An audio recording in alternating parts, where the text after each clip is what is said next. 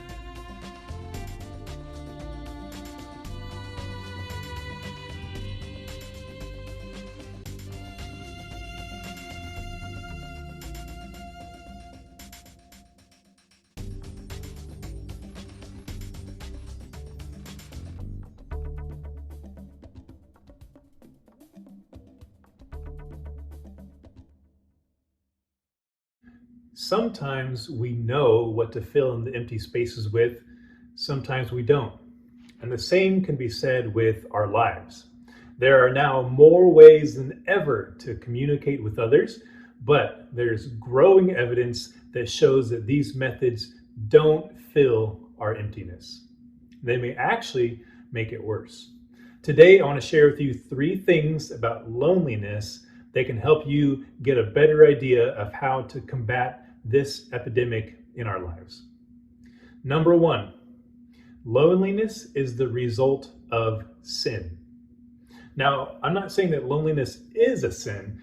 What I'm saying is that loneliness is a consequence of sin and evil in the world. Way back in the Garden of Eden, back in Genesis, God saw that it wasn't good for humans to be alone. And it was then that he created a companion for Adam, naming her Eve. Of course, this is a commentary on the family unit, but it's also about our nature as humans. We need each other. But there's another thing that we need, another person, and that is God. Remember, God was present with Adam and Eve in the Garden of Eden, spending time with them, walking through the garden with them, enjoying their presence. But when humanity chose to disobey God's orders, it caused a rift in the relationship. Humanity's sinfulness would be exposed in the presence of the holy God. So they hid from him. Their clothing of fig leaves is symbolic of the shame that they felt. Before, they were completely open with God, but now they would try to hide things from him. That rift in the relationship between God and humanity persists even to this day. Our evil nature and the resulting shame from it keeps us out of God's presence. And yet our spirits crave that relationship, causing loneliness. Now, the entire story of the Bible is about God going to great lengths to fix the broken relationship and to restore community with people that he loves. He met us in the garden, and then he met us on Mount Sinai, and then he met us in the tabernacle, and then in the temple, and then finally in the flesh with Jesus. And now, after Jesus has ascended, he brought down the Holy Spirit, and now the Holy Spirit lives within us. And one day, when God finally conquers evil in the second coming of Jesus, all loneliness will be gone. Hopefully, that can bring us some comfort in knowing the hope that we have, the hope that we cling on to. Number 2, loneliness is not always about physical presence. You can be in the middle of a room full of people and still feel lonely. As I said before, because of the COVID-19 pandemic, Many people are lonely and craving fellowship with other humans, but the kind of loneliness I'm talking about here has nothing to do with physical presence. It has to do with feeling known and being heard. To be honest, a lot of people are skilled in talking, but very few are skilled in listening. And listening is what it takes to help someone cope with loneliness. They need to be heard, and their feelings need to be expressed. When you take the time to listen to someone, it tells them that they are valuable, that they are worth your time.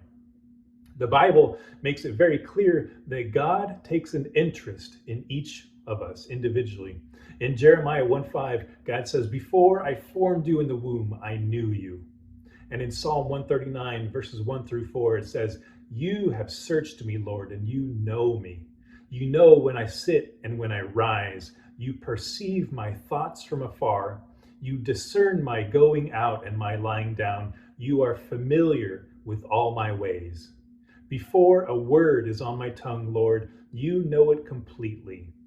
And so today, you need to know that you are known by a loving God who has taken the time and the effort to get to know you. Number 3, you are not alone in your loneliness.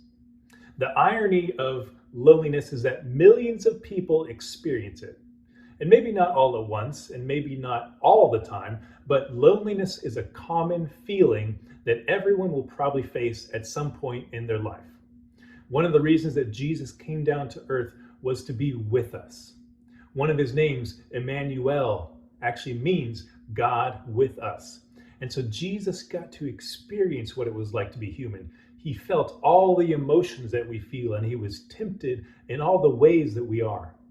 Hebrews chapter 4, verse 15 says, "For we do not have a high priest who is unable to empathize with our weaknesses, but we have one who has been tempted in every way, just as we are, yet he did not sin." So Jesus doesn't feel sorry for us. Jesus feels sorry with us. He felt all the pain and all the suffering and the sorrow that we could ever feel. If there is anyone who understands what you are going through, it's Jesus. You are not alone in your loneliness. The only true way to combat loneliness is by trusting in the God who will never let you down. We can take comfort in knowing that we have a God who cares and identifies with us in our time of need. And one day, all loneliness will be a thing of the past, as God will once again be in complete fellowship with us in eternal paradise. As for this week's challenge, just check up on someone that you haven't heard from for a while and practice listening more than speaking. All right, that's it for this week. Keep working through those struggles.